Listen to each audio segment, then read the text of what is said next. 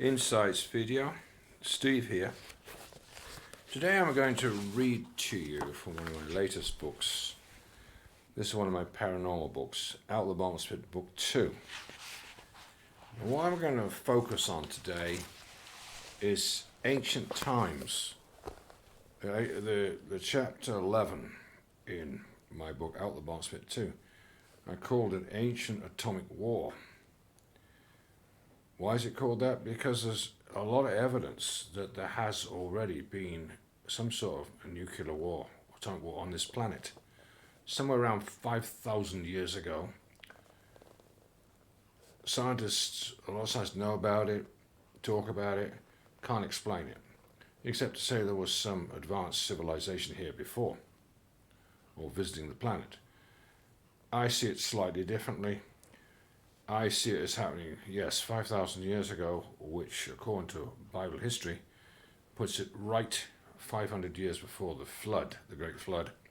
And I do sincerely believe that there was an advanced civilization here, but it came about not because of aliens per se, but because of the fallen angels and their sons of giants, what that led to, how they had advanced civilizations. And I think that when we talk about Atlantis, Lemura, and also other advanced civilizations and places, it seems that they eventually warred with each other, destroyed each other, around about 5,000 years ago. What we say in Bible terms, in pre-flood times, there were some advanced empires. And you can read a lot about this in Indian books from India. They talk about amazing things going on, describe it perfectly. But anyway, I'll read you a little bit here from the actual chapter, but I will elaborate on it as I read. What is now left of the ancient Rama Empire in India, west of Jodhpur? And my question was there a prehistoric atomic war in ancient India and also in other places on the earth? In what today is called the That Desert, also it has buildings fused together as if hit by an atomic blast some 5,000 years ago. Yes, and you can look that up. You can find that quite easily on the net. The ancient cities in India irradiated by atomic blast. You can also find other information concerning Machu Picchu in Peru, South America. Also in Baalbek in Lebanon, these massive buildings are made with massive stones that you can't explain. We think it's hard to explain the pyramids, and I'm convinced the pyramids were not built by the Egyptians. They were made by this advanced civilization caused by the fallen angels in pre-flood times. Because you can't even explain stuff like what I'm mentioning here. In Baalbek in Lebanon, you've got something called the Stone of the South there. Lebanon is the largest worked monolith on earth, weighing a staggering 1,242 tons. It's even heavier than the stone of the pregnant woman. Well, actually, they've now found, oh yes, it does say it here, which sits on the other side of the road and the quarry. In other words, you've got these massive stones that are, to give you an idea, some are like 90 feet long, or 30, 40 meters long, 15 meters wide, and 12 meters high. One stone. How is it possible for somebody to make stones that big? We can't do it in modern times, that's a fact. So who made them? So you got these stones they've got over 1,000 tons each stone. It's incredible. And actually, it's mentioned here in the book that they even found one that's 3,000 tons. And they found things like that in Russia too. But don't think that there's only a place like the pyramids in Egypt. You can find pyramid structures all over the planet. I'll go further than that, and we've also found them on other planets. They found pyramids on Mars, sphinxes on Mars. So there obviously was an advanced civilization that was putting their buildings all around the earth, I'd say on the outside of the earth, that is, and also on other planets. They were that advanced. Well, when you think about it, what really happened, not aliens, but fallen angels came down there with their angelic knowledge, made love with the women on the earth, if you want to put it that way. Actually, I won't say they made love with them, I say they took them by force from their husbands, according to the book of Jasher. And then they gave birth to these massive giants, and between them and the giants, they formed some advanced civilizations on the outside surface of the earth. They also took a lot of humans as slaves. But somehow or other, they ended up destroying each other, sometime near, almost before the flood, or just before. That's how Atlantis went down, and stuff like that. Advanced civilizations. They had laser powers, as evidenced by the ancient books in India. You can find this information quite easily. So all this talk by modern science that we evolved and blah, blah, blah, you can prove is utter nonsense, because there's been far more advanced people here before. In fact, it's said that, that Noah and his wife were 12 feet tall. Look how high we are today, a mere 5'8" to 6 foot, maybe 6'6", if you're lucky. But it's nothing compared to how people were in the past. And you'll find in my books, if you study my books on the paranormal, plus my insights books, you'll get a much better picture of how things have really been in history. It's all written down. It's all written down. In fact, there's in one of my books, Esther's Insights, the angel was talking with Ezra and telling him, point blank range. He told him exactly the age of the earth. He said it was 3,000 years of creation till Solomon.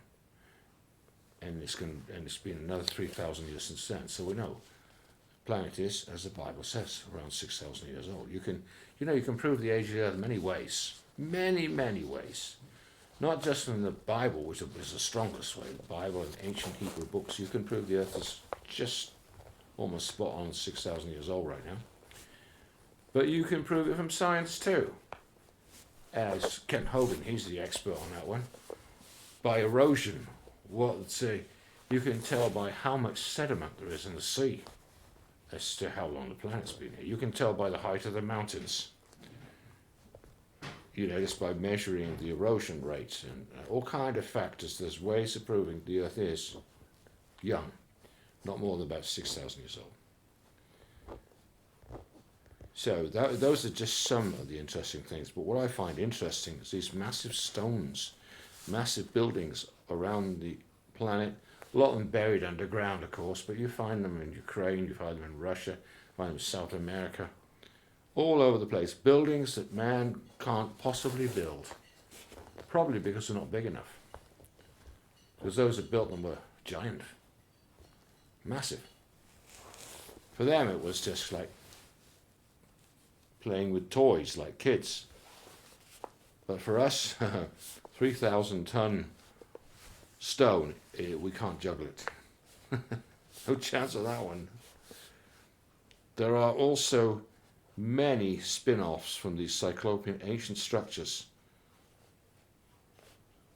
for which some would prefer to keep it all hushed up. Why? Possibly because it goes to the paradigm used for controlling the opinions of the masses, evolution. According to the science taught in our schools, man is evolving and supposedly getting taller and stronger and smarter. Oh yes, back to what I was saying before, the angel said to Ezra, and you can see it in my book, Ezra's Insights, which is based on the apocryphal books of 2nd Ezra. The angel said to the prophet Ezra, people used to be taller in the past and stronger, but from now on they're going to get smaller and weaker. The exact opposite of what the devil teaches about evolution. It's just rubbish. We used to be a lot bigger, a lot stronger. Not to mention the super races there that were created by the fallen angels and the giants, which finally God reckoned with at the flood. actually what happened with the fallen angels, since there are spiritual beings and they're sort of multi-dimensional beings. Where did the fallen angels go? That's what I'd like to know. Where did they go to? Since they didn't want to be in God's presence, where did they go to? I'll talk about in my next book, Secrets of Enoch, based on the second book, Enoch. I talk about that. Where did the fallen angels go to at the time of the flood? They must have gone somewhere. And are they going to come back? So, I think this is a fantastic topic which I have talked about on some recent audios when I was talking about the rise of the Antichrist. And how is it possible the Antichrist will come on the scene? How is it possible to fulfill Scripture, which talks about he should come in peaceably, obtain the kingdom by flatteries? How is that possible? As I also pointed out, right now, most people can't stand politicians, don't trust them. But you're going to have, the Antichrist somehow is going to be very different. And that's just one factor. But I'm not going to dwell too much on the Antichrist today, but I wanted to go further in the way of, I suggested that what if, like others have said, what if one day there's a UFO invasion from space? Because as I said, if you try and explain things in biblical terms or supernatural terms, most people won't believe it. But if you say it's scientific, they'll believe it almost without exception. That's how it is in today's modern world. Not with everybody, but with most who prefer not to know what's really going on, or don't really want to know the spiritual things. But taking it further than that, if you think there's going to be a UFO invasion, then you come up with some questions like, wait a minute, if there's a UFO invasion, where did they show up from? Did they show up from another dimension? Did they show up from another planet, another solar system, another galaxy? Are they aliens?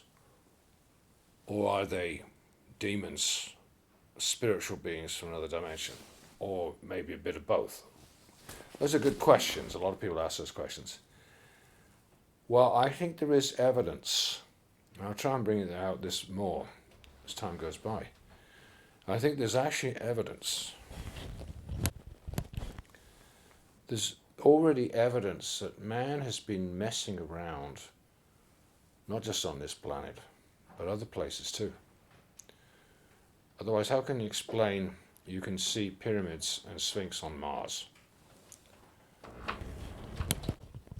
How is it can explain the strange structures on the dark side of the moon? Of course, well, we can't see it.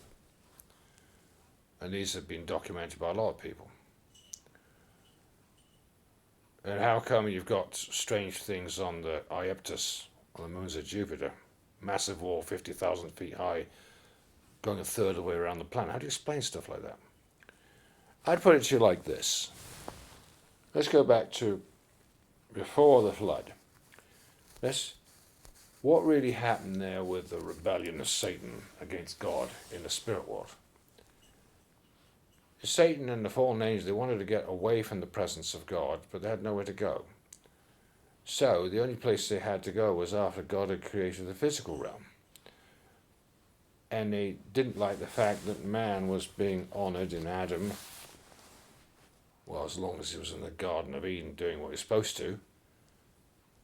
And so as soon as Satan was able to tempt man to fall, Adam and Eve, then instead of man dominating the scene as it was supposed to be, the devil says, I can take advantage of this. Satan says, no, I'll put man under me. I'll rule over man. That was his dastard plan, and that's what he's tried ever since.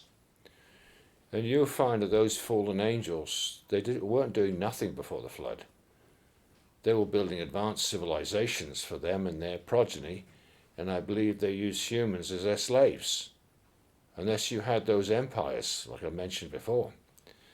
But the devil's people always make the dumb mistake of glorifying war and violence. And so they ended up destroying each other, as you know what happened to Atlantis. But I'd like to take it further than that. What about off the planet? You think about the fallen angels had no place to go. So you get the flood comes along. Where did they go? Others have suggested they went to other star systems. They didn't want to be near God, and they didn't want to be where you could see God, so they stuck around the physical universe, and they made bases. And as I said, Satan even had a base on different planet in our solar system, which used to be called Rahab. But the planet was destroyed, somewhere between Mars and Jupiter. There's the belt that we call the asteroid belt. That's the remains of a planet that used to be there, and that's what a lot of people say.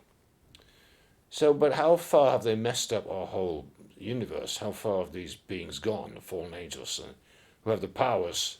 I also think there exist portals that connect the Earth to the Moon or other planets, and I think some of these things were set up by these beings, the fallen angels.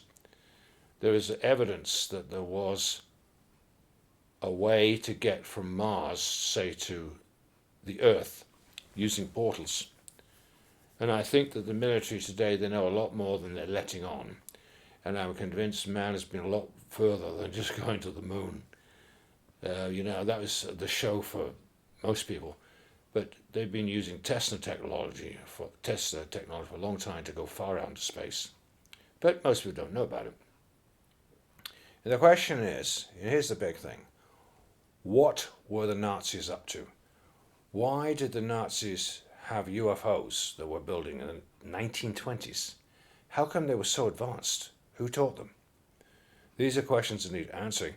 And also, is it true that they built an underground base in the Antarctic and that as many as from 2,000 to 10,000 Nazi scientists and other people went to the Antarctic before the end of the war? So much so that the Americans knew about it, and they sent Admiral Byrd down there in charge of a fleet to go and attack the Nazi base down there. But they got their backsides kicked by UFOs. You can read all about it. You see Steve Quayle's books on it. Amazing stuff. But I would take it further than that. What were the Nazis doing? Did you know in 2003, Steve Quayle brought out, why are all the leaders of the earth, the important ones, the satanic ones, why are they going down to the Antarctic? Who are they meeting down there? Good question, eh? Well, if you know the earth's hollow, and you know there are holes at the poles, then maybe they were having a meeting with the old boy somewhere, huh? There's a lot going on this planet most people don't have a clue about. That's my job, to research and find out and try and encourage people to know a little bit more than what they're taught on a TV and the newspaper. Well, I'll tell you what I think. I think the Nazis and Hitler were very smart. Hitler didn't commit suicide. He was too smart for that. Now, Hitler went down to the Antarctic, the end of the war. I think they had about 10,000 people with them. And I want to show you, if you look on the net, there's something very strange. If you look for this, during the Second World War, there's this very strange picture. It's a Nazi propaganda picture. And I don't know, I can't prove it, I just got a witness on it. It has a picture of all these young women, right? And I don't know, I get the impression that they were being called to accompany the Nazi soldiers down to the Antarctic, and that there they were to marry these Nazi soldiers and produce children for the Nazis, something like that. That's what it looked like, the propaganda picture. And they were very proud to be a Nazi wife, sort of thing, because the Nazis were not destroyed at the end of the Second World War. You research it, you find the Americans took a lot of all the top Nazi scientists into America, and Britain took them as well. They didn't kill them. They used their science to start NASA. They worked with the CIA, all kinds of stuff like that. But it's more than that. You know these things, a lot of you out there. I think it's much more than that. I think the whole point of the Nazis going to the underworld, so they'll go to the South Pole, which isn't really a pole there, it's a hole right into the underworld. I think it's a possibility. I say it's difficult to prove these things.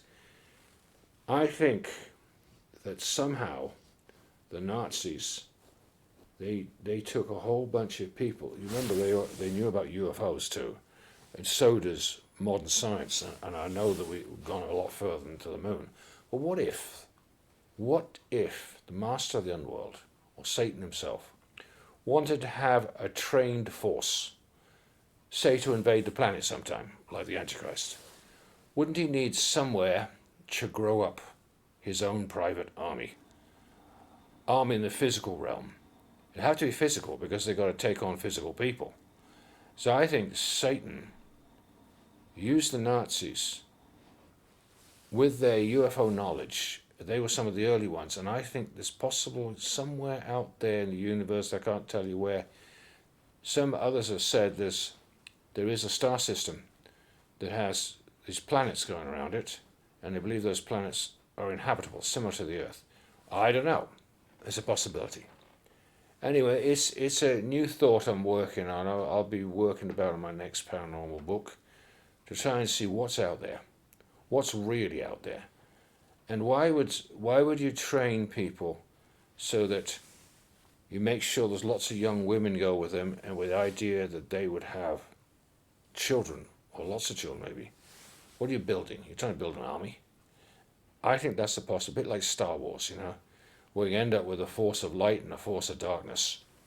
And that's where the Antichrist comes in, invasion. Well, I think that's, if it's true what others like Steve Quayle and Tom Horner said about invasion from space with UFOs, because if a politician tries to be the Antichrist or a leader, he's going to get wiped out because they've got too many weapons on the planet. But if it's scientific and it's somebody invading from space and say, well, we put man here, seeded man on the planet millions of years ago, or billions of years, all the rubbish they want to say, they're going to believe it. And they won't even resist. So it has to come from space. The Antichrist, I mean, taking over the world. It can't be the average politician and shoot him. So they have to have a place they can prepare. Is it not logical that they've already prepared an army, grown an army? Because when you study history, you find this comes over and over again. These powers, or evil powers, or fallen angels, what do? They like to have something superior for themselves. They're very arrogant and proud, so they build the best for themselves. They've got the power to do it. And then they use humans as their slaves in one form or the other, even if they don't know they're slaves, but... And so I'm wondering if that's what they use the Nazis for. They promised the Nazis things, gave them UFO technology very early on. But then something went wrong, because I think they tried, satanic powers, they wanted to take over the earth in the Second World War. But it looks like God himself stepped in and brought heroes on the scene like General Patton and many others have stood up strongly against the evil and put a stop to it. It didn't work that time. But I think we're getting very, very close now to a total global takeover by satanic forces. But I think so that the world doesn't destroy itself, it's going to have to be scientific, from outer space, superior technology, aliens putting on a show, and they'll believe it because they believe science and they believe evolution. They'll follow the lie. That's what it says, with all deceivableness and unrighteousness, and them that perish, because they receive not the love of the truth, they might be saved. God will send them strong delusion. And I think the strong delusion is going to be invasion from outer space involving the Antichrist, superior powers. But I also think there are physical people involved, and it might indeed be the Nazis coming back. Some people said the Fourth Reich was coming back 20 years ago. There might be some truth in that. I'm saying, what I'm throwing out here is speculation. I have no idea, is it real or not? But I'm just wondering, what really was the motive of the Nazis at the end of the Second World War? What were they doing? Who was directing them? I think they were directed by the old boy, the devil, Satan. They were all Satanists. And they were allied with the globalists that we have today. They worked against each other sometimes, but they were both satanic. They did work together, cooperate with each other in the Second World War. But I think it was much more than just a war, Second World War going on. We're trying to get total world domination, as Hitler would say. The Third Reich shall rule for 1,000 years. But obviously, something stopped it. It wasn't late enough in time yet. Didn't have the technology yet. But now they've got the technology to having the mark of the beast, for example, and implants for everybody. Well, these are just new thoughts I have, but I think there's more to it than just our planet. I don't think aliens per se would be coming here from billions of miles away. But it is possible that some humans have gone off voluntarily to other planets that are inhabitable. That remains for others to give their opinions on that one, But I'm just wondering, if you connect the dots, if you've got humans already living on a few other planets out there, trained as the Nazis, for example. Let me know what you think on that one. It's Steve here. And I do encourage people, do get my books on the paranormal out the bottomless pit, book 1 and 2, and I'll come out with a book 3, talk about things like I'm talking about today. Go a bit further off the planet, see what more we can find about portals, other solar systems, what is out there.